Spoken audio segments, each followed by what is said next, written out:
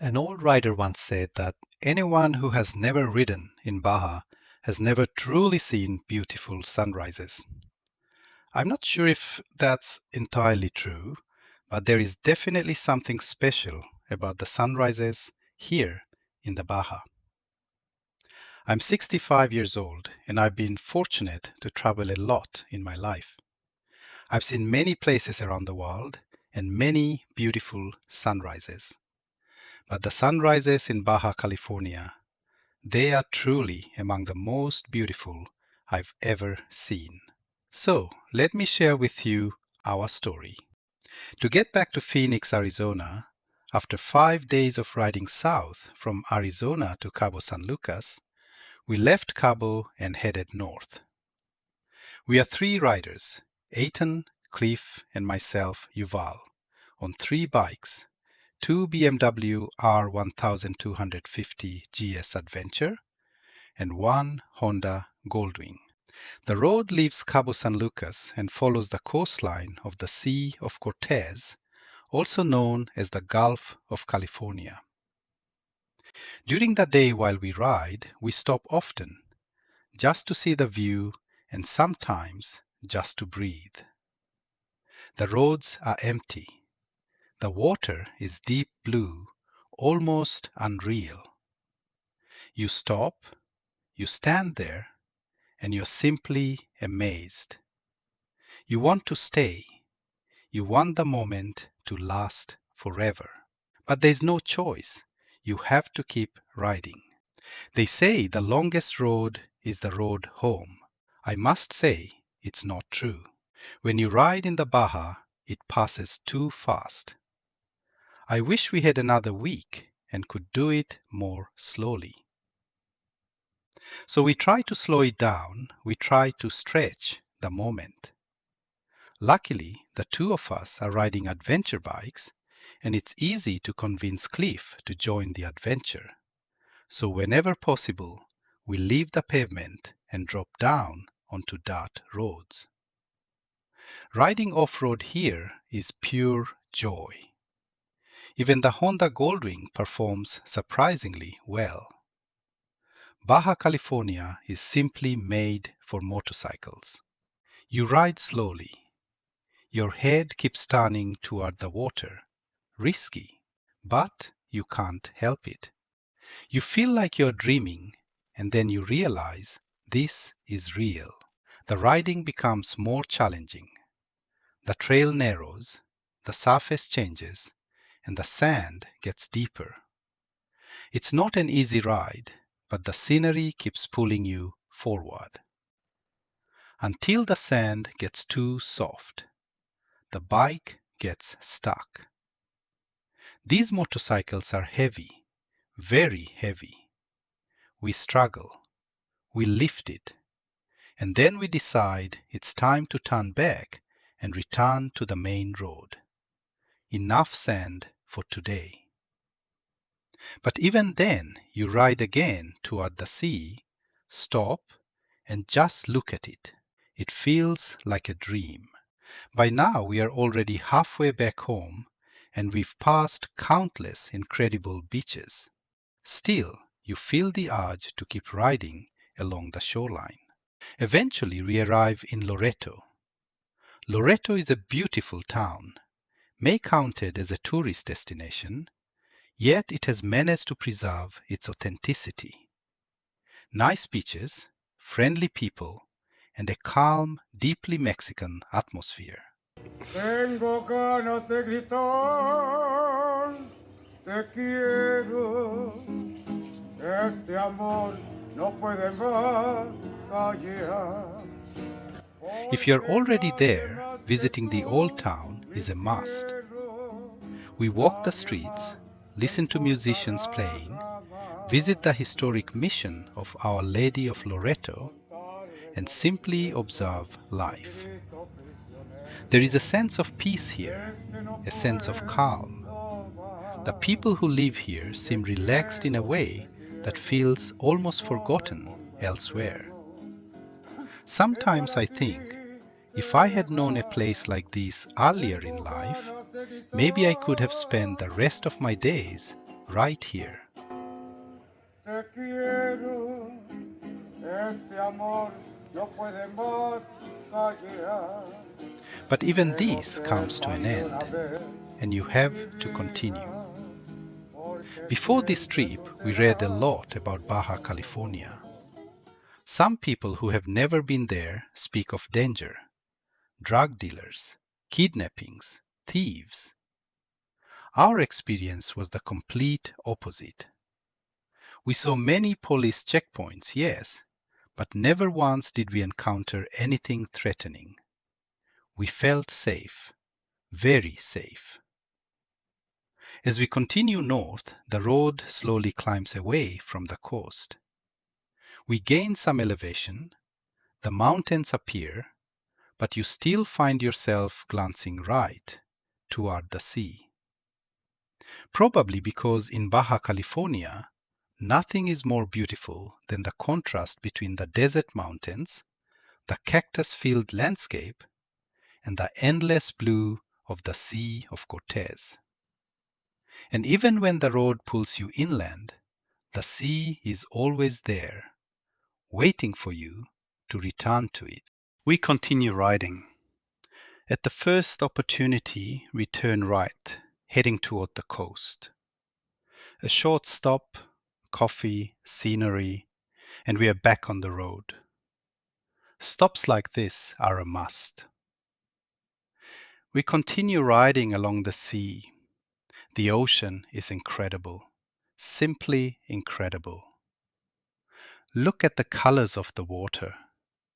There is no image processing here at all. The road is beautiful. Winding coastal roads with the sea on one side and breathtaking views stretching along the shoreline. We keep riding. The combination of desert landscape and sea is one of the most beautiful things nature has ever created. Notice the truck we are passing. The road is narrow, visibility isn't perfect, and there's a solid line on the road. At the beginning, we found ourselves riding behind the truck for several minutes. Later, we learned that the truck driver signals when it's safe to pass. Watch closely. The driver signals with the truck's left indicator. Confusing, right? Under normal circumstances in the United States, you wouldn't even think of approaching a truck like that. You'd assume he intends to pass someone himself. But here in Baja, we learned that this signal actually means the road ahead is clear and it's safe to overtake. This is definitely not a recommendation to pass vehicles signaling left.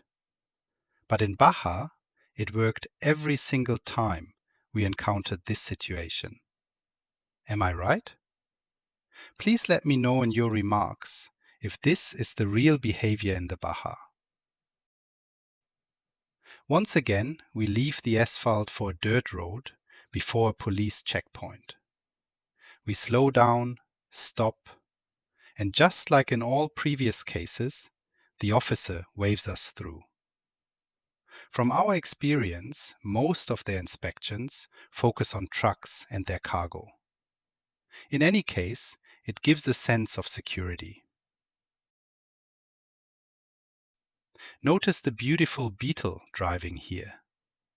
It was also nice to see the guy with the surfboard passing us. We saw him several times along the way. We continue riding, and again, another police check. This time, they stopped us a little longer. A short conversation, where we are heading, what we've seen, and how we're enjoying Baja. Cruising past towns, each cafe a sign, finding joy in moments lost in time. Sunset glowing on chrome so bright, the road is our story. As day One of the turns most to night. beautiful places we stayed was a beachfront lodge. We stopped for the night on a stunning beach. Many years ago, I had the chance to ride my bike and travel through the Sinai Peninsula in Egypt. The combination of coastline, clear blue water, and desert meeting the sea there looks almost identical to this place. This beach in Baja reminded me very much of the beaches in Sinai. The hotel is right on the shoreline, with an incredible view from the window. Mountains in the background. What more could you ask for? Winding roads under a blazing sun. 3 friends ride, our journey's just begun. Shoreline that shelters and innocent. Of course, we had to go into the water. The water was cold. Remember, it's February, but we had to.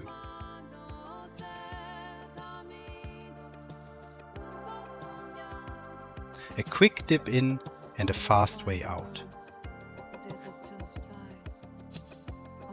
A short walk along the beach.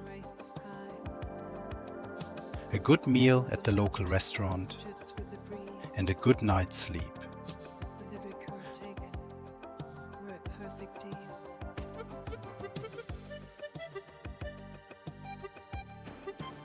The hotel's location allowed us to watch an amazing sunrise once again.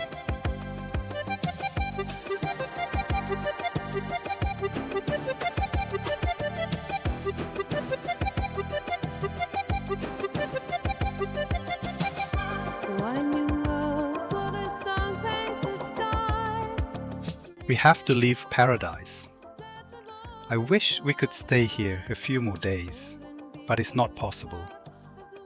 One thing is certain, if I ever return to Baja, this beach and this hotel are the first place I will come back to for several days. We continue riding. The road isn't perfect, a bit rough in places, but we are heading north, still mostly along the sea, with the ocean stretching out to our west. We arrive at Coco's Corner. Coco's Corner is more than just a stop on the map. It is a Baja legend. Coco, whose real name was Enrique Coco Castro, was a former boxer who lost both his legs in an accident. Despite that, he chose to live alone in the remote desert of Baja California, in a simple shipping container beside the dirt road. Over the years, he became a symbol of freedom, resilience, and hospitality for off-road riders, adventurers, and travelers from all over the world. Everyone who passed through stopped to greet him, sign his guest book, and hear his stories. Coco passed away in 2020, but his spirit remains alive in this place. The container itself, decorated with hundreds of women's underwear hanging from the walls and ceiling, it's impossible not to smile. And maybe that mystery is part of the charm. We stay there for about an hour. We hear Coco's story from the man who now takes care of the place after Coco's death. We sit with a cold beer, talk with other travelers who, like us, who came to hear about Coco. Then we continue on our way. Even though the roads improve as you get closer to the United States, there are still rough sections. But who's complaining? That's part of the adventure. Since this is our second to last day in Baja, we take every opportunity to stop at viewpoints along the coast, to breathe deeply, stretch our bones, and simply enjoy the scenery, the beach, and the colors of the sea. Our chrome so bright, the road is our story, as day turns to night.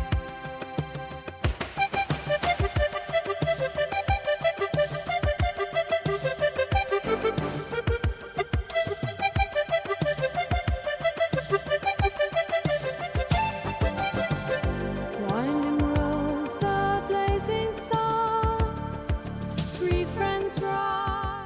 Every motorcycle rider, and especially every adventure rider, looks at the sand dunes on the ride and imagines how much fun it would be to ride them.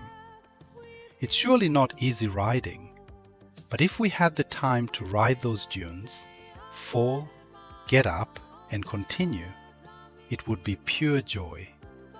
A pleasure only an adventure rider truly understands.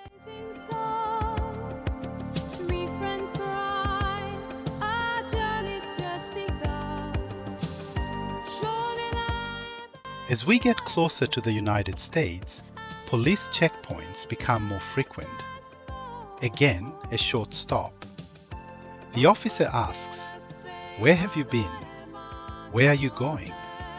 Did you enjoy Baja? When will you come back?" A familiar routine.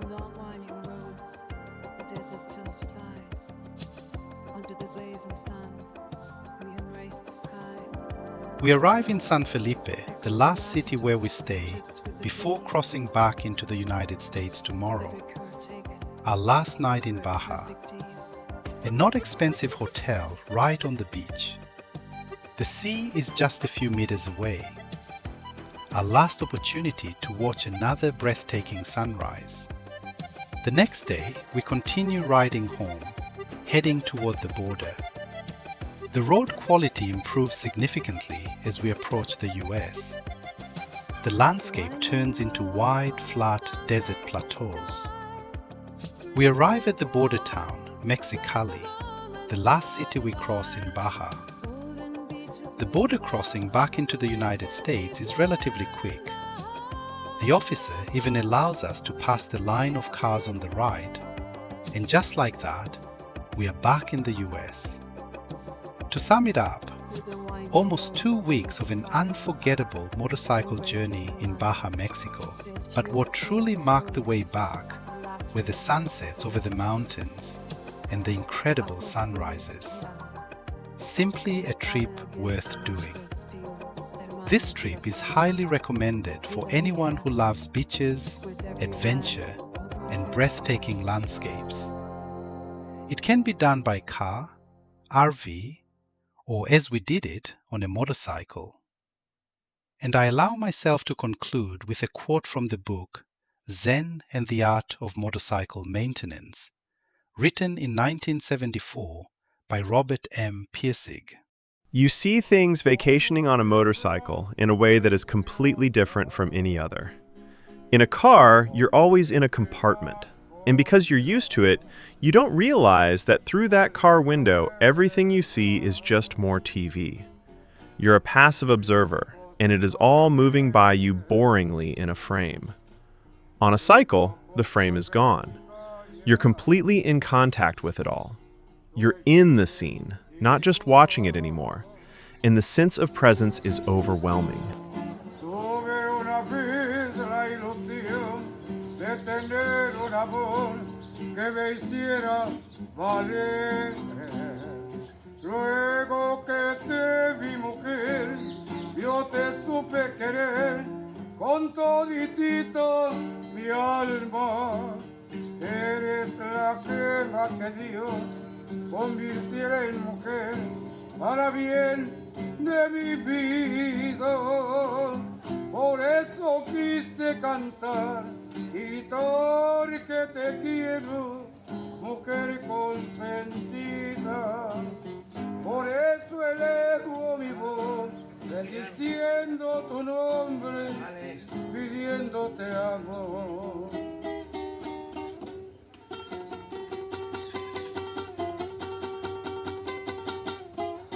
Que me hiciera valer.